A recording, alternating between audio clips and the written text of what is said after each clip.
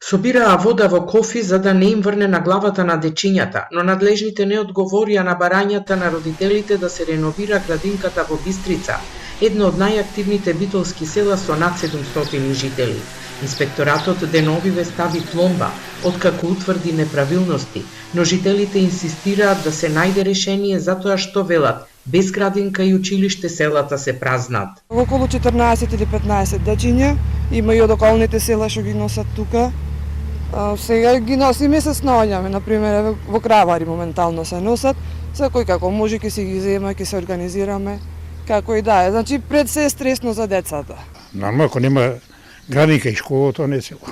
И во Подпелистерското Дихово се затвори училиштето со 4 ученици, откако прокисна покривот во единствената училница во ова село. Од Дихово се моментално точно.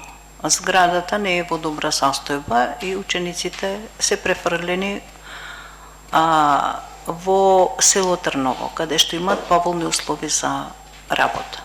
На барање на независната советничка група Поинаку, Советот одобри 300.000 денари за изработка на проект за реконструкција на градинката во Бистрица и училиштето во Дихово. Од Поинаку прашаа дали ова е скандинавско управување со општините, како што кажа Мицкоски.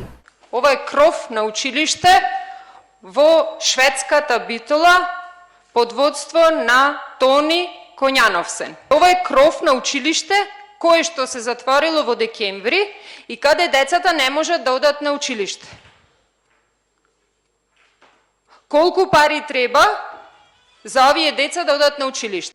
Од општина Битола велат дека најголем дел од објектите ги исполнуваат условите за работа со исклучок на некои училишта и градинки во руралните средини, но наставниот процес не е во застој. Уверуваат дека во изминатите 3,5 години во образовните установи вложени се 10 милиони евра, а целта е, велат, создавање квалитетни услови за изведување на наставно-образовниот процес.